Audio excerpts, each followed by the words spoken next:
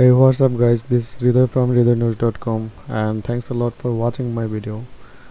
Today I'm going to show you how you can remove your front-end admin bar from your WordPress website.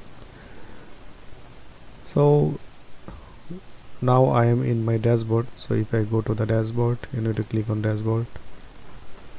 So you can remove this toolbar without plugin.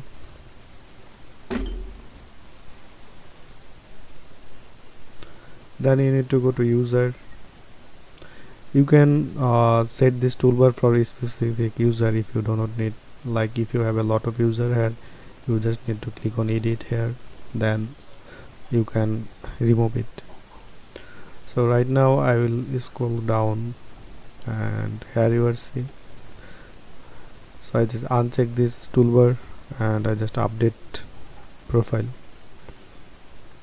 So if your website, if in your website have a lot of customer and like editor, content creator and a lot of people, so like that way you can remove toolbars. So if I visit right now,